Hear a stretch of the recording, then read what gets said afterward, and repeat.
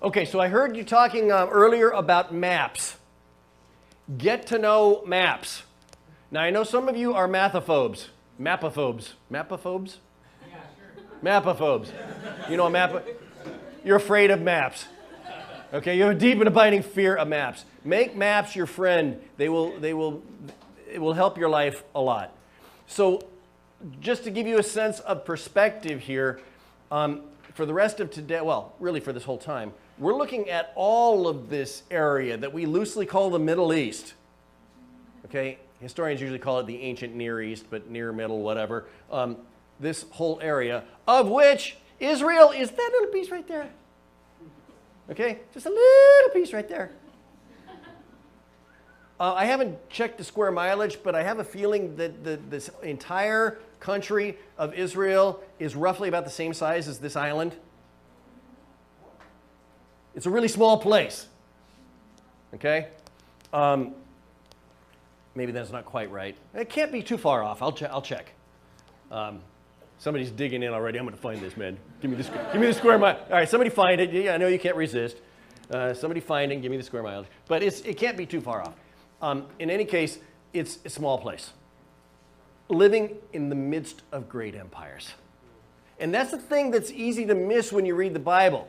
When you read the Bible, it's like you've got you're working with a telephoto lens, okay? And it's focused in on Israel.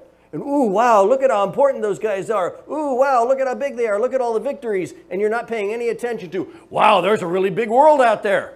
And there's a whole bunch of other stuff going on, and all this stuff in the telephoto lens only makes sense in light of all this other big stuff.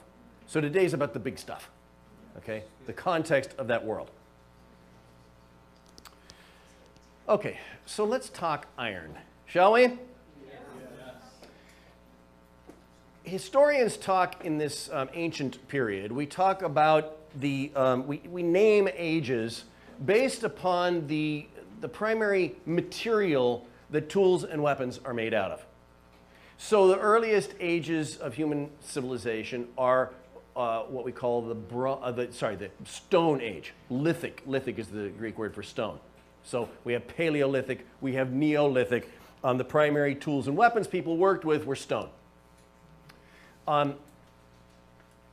Now, it depends on where you are. So for example, the native Hawaiians here, before Captain Cook discovered Hawaii, 1778, native Hawaiians were still Stone Age. They were still dealing with stone weapons and tools, okay? For thousands of years already, Europeans have been working with different metals, but Hawaiians were still in the Stone Age. So it's kind of a big deal to the Hawaiians to get their hands for the first time on metal. You know, that was new stuff to them. The first earliest metals that humans started using were first copper and then bronze, which is an alloy of copper and tin. The Bronze Age really coincides with the birth of what we call civilization, beginning about 3500 BC. And then we enter the Iron Age. In this area, Middle East, somewhere around 1100, give or take 100 years or so, about 1100 BC is the beginning of the Iron Age. So who cares? You already had metal, you had bronze, you had copper. Why? What's the big deal with iron? When it comes to cleaving human flesh, right, bronze is pretty effective. Right? You get stuck with a bronze spear or shot with a bronze arrow, you'll have a hole in you and you will be very uncomfortable. If you get shot with an iron arrow, the hole will look pretty much the same. Okay? In other words, iron and bronze, when it comes to their ability as weapons or tools or whatever, they're both good malleable metals and they both can put good holes in human bodies.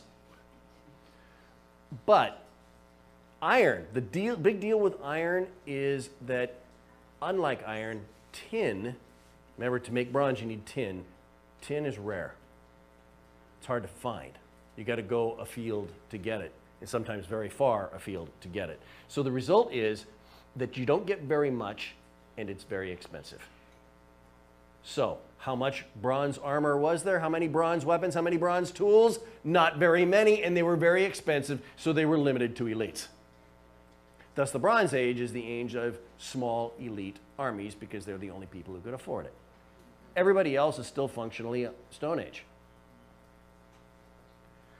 But when you get into the Iron Age, the difference with iron, now iron technology is more difficult. You have to have a hotter fire. There are tricks to smelting iron that you don't have to do with bronze. But once somebody figured out the tricks to make iron ore, and by the way, you live in an area rich with iron ore.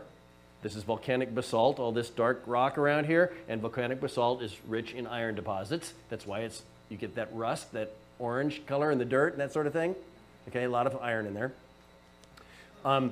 Iron is, when you smelt it, it's all over the place. So once you figure it out, it's abundant. So now what happens?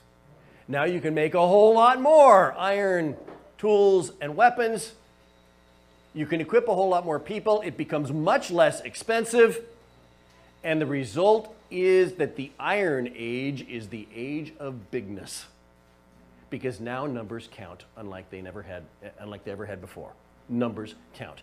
You can have a big army for the first time. I mean, in antiquity, but earlier than that, you could have a big army, but you can't equip them with bronze weapons, right? So you have a big army throwing rocks. Well, that's just not all that useful, right? So, but once you get into the Iron Age now, numbers count.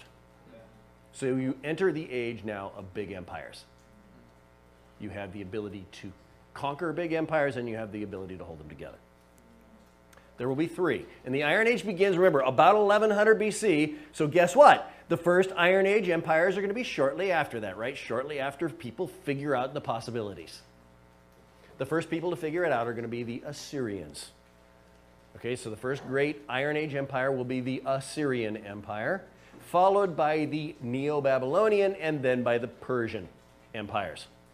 By the way, let me just clarify. Neo-Babylon, that means new Babylon.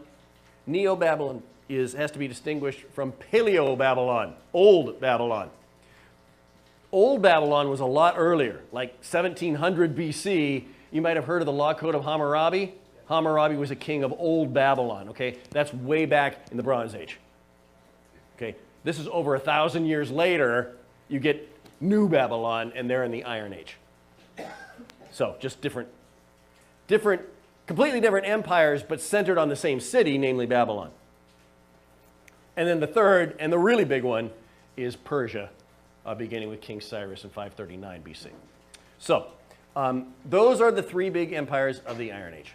Now let's go to Assyria, and we need to spend some time in Assyria because it's going to be a really, really important for us. I would say at least half, maybe 2/3 of the Old Testament rests with Assyria in the background. So Assyria is lurking there behind more than half of the Old Testament. So if you understand Assyria, now you're contextualizing a whole lot of texts that you're going to be looking at. So let's spend some time with Assyria.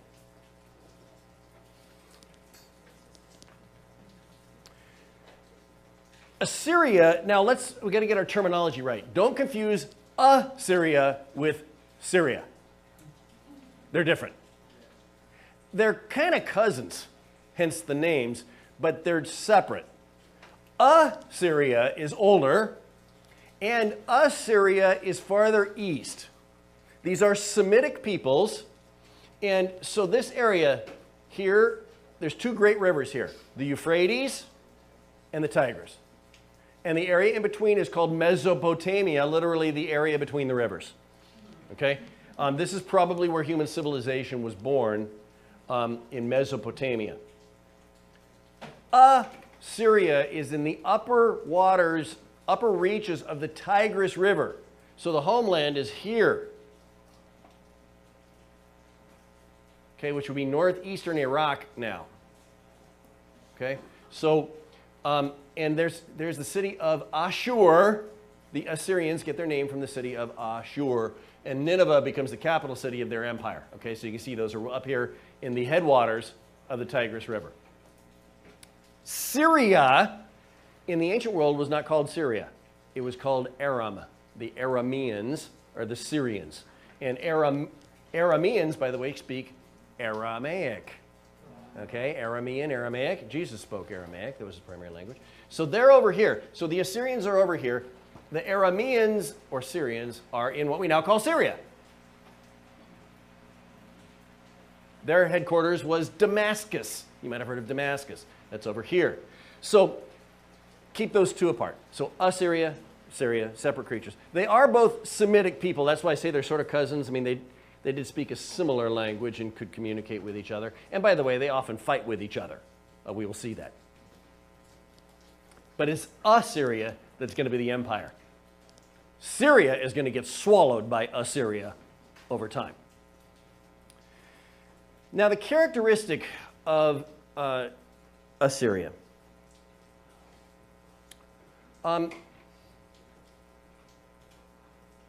Okay, first of all, they have a central god. Most countries have a kind of a chief god of their pantheon. They have multiple gods, but they have a chief god. But Assyria did this in a particular way. They called their religion henotheism. Well, we call it henotheism. It's a Greek word, henotheism. And we know what henotheism is? Henotheism is the worship of sacred chickens. No, it's not. That's bad.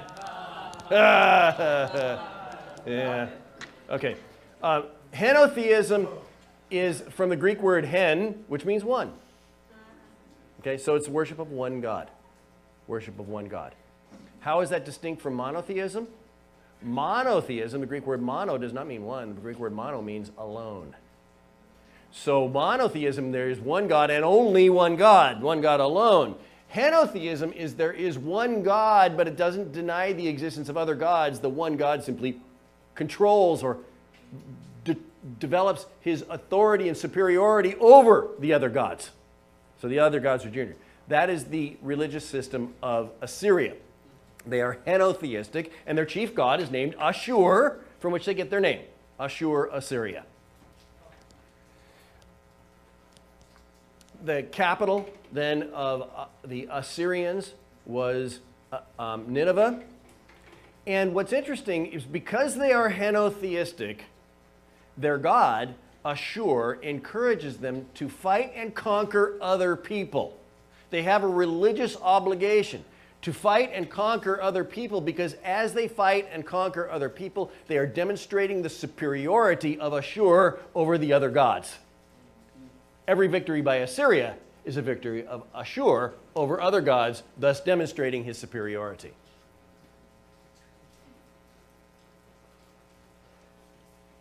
Here is Ashur. He does look sort of like a sacred chicken, doesn't he? Nah. I think that's actually a vulture head, maybe an eagle beak or something, I don't know. Okay, now, think about it. If that's your basic religion, if your God wants you to go out and conquer, if you are some of the great experimenters with the possibilities for iron weapons and what you can conquer, if you are for the first time building a big empire, you've got to ask yourself a couple of big questions. One really big question. By the way, this is the great foreign policy question for all countries of all times. And that is, if, a big if, but if you have the military power to conquer somebody else, you might be tempted to do it. If you conquer somebody else, what then? That is the great question. What then? By the way, my country, the United States, has been singularly bad at asking this question. We over and over again forget that you have to ask that question. If you're going to go engage anybody militarily, you've got to ask the what then question. And by the way, we've been wrong almost every time. And so that, the idea that you can go conquer people and then leave is absurd because you leave a mess behind. The idea that you can go conquer people and let them vote, they don't know what voting means. It means nothing to them. And so it doesn't work. The idea that you could go conquer people and set up a puppet ruler, usually you set up a nasty tyrant and that backfires. And no matter what you try, there's all kinds of things you can try to do. And for the most part, in the history of the world, I'm a historian, remember, in the history of the world, humans have been singularly bad at figuring this out. It's really a difficult question. And we should take it seriously, always. Because, like I say, if you don't answer it well, by the way, all you do is create problems for yourself. Yeah. There are two fundamental answers. Okay, let's make an assumption now. Because one answer is, and maybe the easiest answer is, If you conquer somebody else, you take them over and you rule them. Right? That's building an empire. That's what the Assyrians did. The Assyrians came in, and their answer to the what then question is the what then is us, man. We're in charge.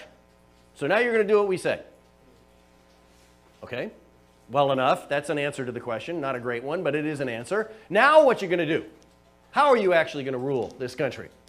Well, there are two fundamental answers, two fundamental theories that you might pursue. Is it better to be feared or better to be loved? Right? Isn't that the great question of foreign policy? Is it better to be feared or better to be loved? Well, most of us in this room would probably quickly spout up and say, well, it's better to be loved, but that's difficult. Especially when you just conquered somebody. Generally, conquered people aren't thrilled about you, right? They're not thrilled about being conquered, and the last thing they're inclined to do is love. So, is it better to be feared or better to be loved? The simple answer is you can rule by either one. But it's a whole lot more difficult to inspire love than fear. Isn't it? Unfortunately, politicians have figured this out. And in my country, these days, more and more politicians are wanting to make people afraid and to use fear as a motivation for political gain. And that is a great travesty, in my opinion. But this isn't about American politics. But I can tell you this. If I wanted to right now, I could make you very afraid, couldn't I? I could say some things to make you very afraid. You would not be able to help yourself. I could make you fear. You have some idea the kinds of... I could make you mad. I could really easily make you mad at me. But I could make you mad at somebody else. I could say things that would make you afraid and make you want to be defensive. And you have some idea of the kinds of things I could say to make you afraid. Better watch out for them. They're going to come in here and get you, and they're going to do all these terrible things to you. And pretty soon you're, oh man, where are they? Right? It's easy to do that. It's easy to make people afraid. And it's really easy to make you afraid of me, isn't it? Right? All I need to do is grab somebody and start shaking them and beating on them, right? Say, anybody want to mess with me? Oh, right? Already you're starting to say, man, I'm starting to get afraid of this dude, right? Okay, so it's easy to make people afraid. It's really, and thus it's easy to motivate people by fear. It's very hard to make people love. It would take extraordinary skill on my part to make you want to be motivated to do what I want you to do out of love, wouldn't it? That would be very difficult. It's possible, but it takes time and work where fear is easy. So the Assyrian answer to the question, we're going to rule, and we're going to rule by fear. Well, if you're going to rule by fear now, you need to equip yourself. Right? How are you going to rule by fear? You've got to have the mechanisms of fear. You've got to have the symbols of fear. You've got to do the actions that generate fear. So let's do it, shall we? Let's take a look, for example, at Assyrian art. And by the way, there's no better place to look at this than at the British Museum in London. Now, what's up with the British Museum in London, and why do they have the best Assyrian stuff? For the simple reason that the British used to rule a quarter of the world and they took all the good stuff, right? And they won't give it back. And by the way, it turns out to be a good thing for the most part because the British have actually protected it. And some of the things that you've seen in the news, which is really, really horrible, of ISIS blowing up great archaeological sites, and these are sites that were unprotected. The whole Baghdad Museum being, antiquities being taken out of there. The United States, I don't know if you know this, but in the first Gulf War, the United States carpet bombed a place called Basra. Basra was where the Revolutionary Guard was. Basra is one of the great archaeological sites in the world, the home of Abraham, ancient Ur. And so that's, of course, not going to be a great archaeological site. So, anyhow, the British, at least for all their imperialism, they have a lot of good stuff. And here's some of the good stuff. So what these are bas-reliefs, low sculptured relief carvings in stone that were basically the wall paintings of the great palaces in ancient Nineveh and Nimrud and ancient Assyrian places. So just take a look at these now. Okay, we get different angles here, but you can get a sense. So just look at the quality of the artistry. Look at the horses. Those are really beautifully done. These guys are skilled artists. This was very, very difficult piece to sculpt. And of course, people make art out of the things that are valuable to them. And so what's valuable to them? Battle, right? And of course, this is a battle scene featuring Assyrians killing other people and horses trampling other people. And you see all sorts of violence going on, right? You see all sorts of dead bodies and bows and arrows and spears on the ground.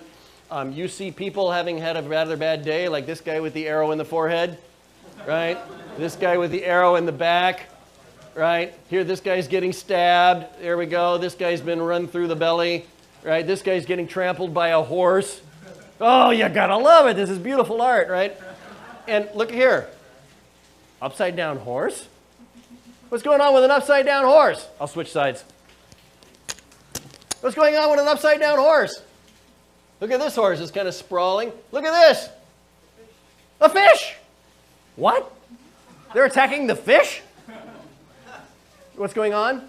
This is a stream, a river, right? They're killing all these guys and they're throwing the dead bodies in the river. And the fish are eating these people. These are fish food. Yeah, kind of gross. But this beautiful piece of art is sending a message, isn't it? What's the message? Be very afraid.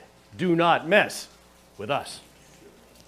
But just in case you didn't get the point, how about some siege warfare? So here we have some siege warfare at work. So we have some Assyrians attacking a walled city. You think you've got walls around your city? Be very afraid, because look what we'll do. We'll bring in a siege ladder and we will attack. And we have skilled people down here that know how to hold their shields over their heads so you don't throw bad stuff on them, right? And when they come up there and attack you, they'll throw you off the wall like this guy, ah! Right? And this guy, woo! And this guy, ah! Right? And this guy, splat, right? And what are they going to end up doing? They're going to end up here with the fish doing, look at this, a backstroke, right? You got to love it. So you want to hide behind your walled city against those Assyrians when they attack? Yeah. Be very afraid, or become fish food. Oh, by the way. Oh, no, you can't see it yet. Here we go. Oh, another scene of siege warfare, right? Here we have the siege ladder. Here we come the great Assyrian soldiers again attacking the people at the top. And when they conquer them, they're throwing them down off the wall. And look at this poor guy. Now, what this represents is a new high technology. So if you're going to get into inspiring fear, you've got to get high tech about it. So what the Assyrians did is you want to develop forms of capital punishment that send loud and clear public messages. So what the Assyrians did was their new high-tech method for executing people was called impalement. Impalement, you basically take a spear, a vertical spear, stick it in the ground, usually use people or horses, pull the person's legs apart, lift them up, sit them down on top of the spear, and then wait and wait and wait for gravity slowly to take its toll until finally the spear penetrates vital organs and that person, amidst much screaming and squirming, dies. Usually after several hours of agony. Right? They're just getting warmed up here.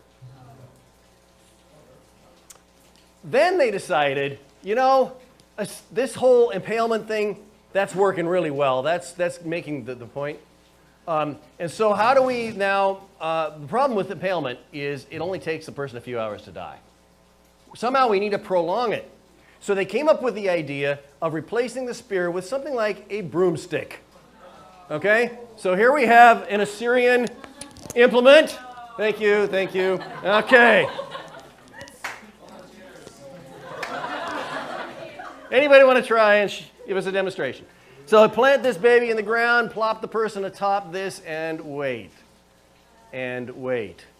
And wait as ever so slowly the broomstick penetrates the vital organs until amidst much screaming and squirming, this person dies perhaps after several days. Want to mess with the Assyrians?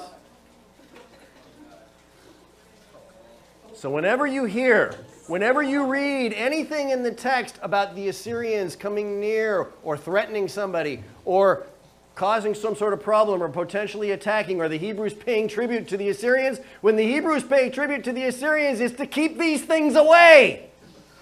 You want to keep these things away? Anybody feeling allergic to broomsticks at this point? And just in case you don't get the message,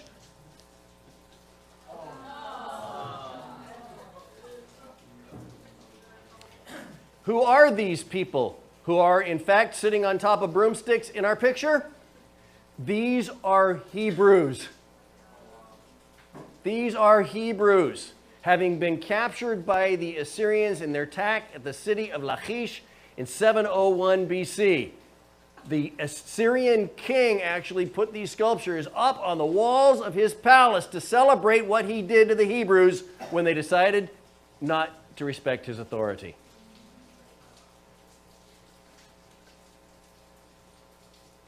Anybody afraid? Do you understand the position in which the Hebrews found themselves? Look at your map. This is Assyria. They are conquering to the west. They took the city of Lachish, just 15 miles south of Jerusalem, and did that. How do you feel when you live in their neighborhood and you know that they are pressing on you from the northeast constantly for a couple hundred years? Can you feel it? Because only when you begin to feel it, only when you start to become allergic to broomsticks, only when you start to realize what it means to have the Assyrians as your neighbor, do you understand the Hebrew Bible.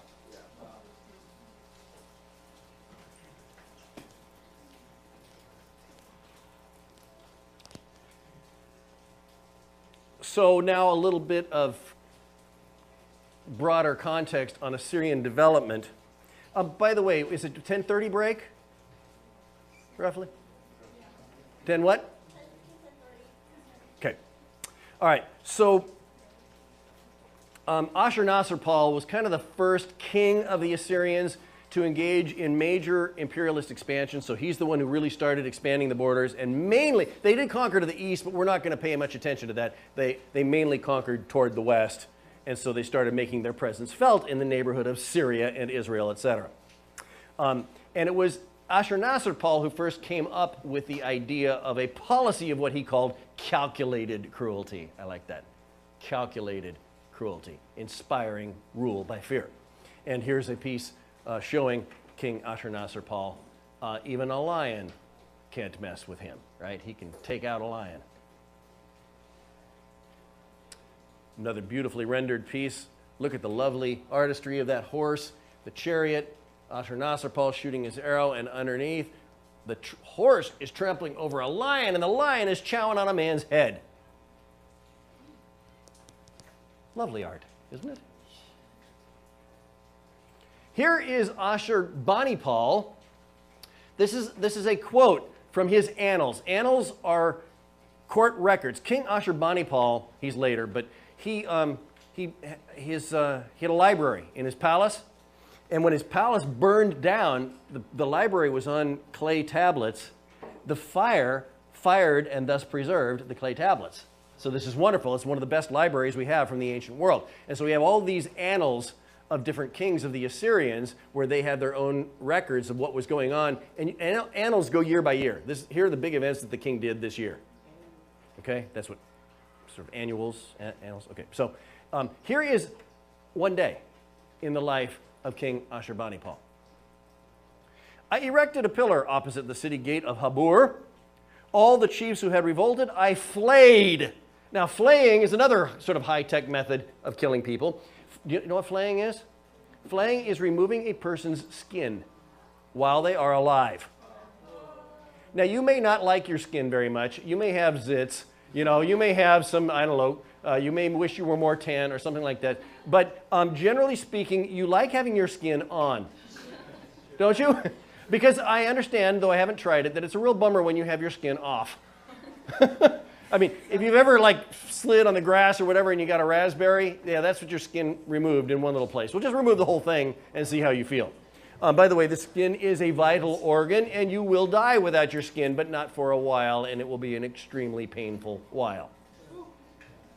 So, all the chiefs who revolted, I flayed, and with their skins I covered the pillar. Hang up. Here's your former king. Look at that. Others I impaled on the pillar. Still others I arranged around the pillar on stakes.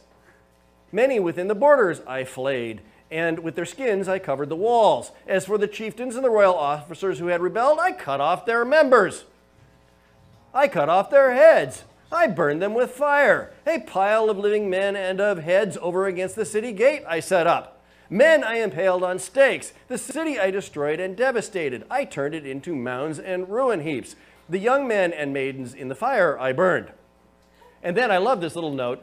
Of some I cut off the ears and the noses. Of some I cut off the hands and the fingers.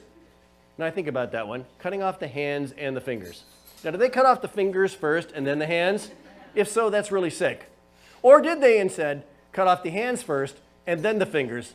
Now that's really sick. I don't know. I'm just saying. And I put out the eyes of the entire city. All in the day's work of an Assyrian king. You gotta love these guys, don't you? Oh, okay. King Shalmaneser III was one who conquered to the west. He left his records of his reign in the great black obelisk of Shalmaneser III, which stands in the British Museum. This is the Assyrian room in the British Museum. You can see some of these art pieces on the walls on either side, and you have this pillar. This pillar looks sort of like a comic strip going around, and it has Aramaic inscription in cuneiform. Just about the center of this panel here, we have a picture of an Israelite king. Shalmaneser he actually fought with two different kings, King Ahab and King Jehu. King Ahab actually formed an alliance of other states over against the Assyrians and fought and won a battle. It's pretty interesting that Ben-Hadad and Hamat and Ahab of Israel all gathered together, and they won this battle called the Battle of Karkar in 853. Nevertheless, he continued to threaten Israel, and King Jehu submitted and paid tribute. So he paid money so that the Assyrians wouldn't come to town, and he shows up on this pillar, and here he is. This is, you know, the Hebrews took pretty serious this idea of you shall not make any graven images of the kings, you know, people, so we don't have any pictures of Hebrew kings. The only picture of a Hebrew king we have is right here. He's about 2 inches long on the black obelisk of Shalmaneser III. It's King Jehu, and what is he doing? He is bowing down and kissing the feet of Shalmaneser III.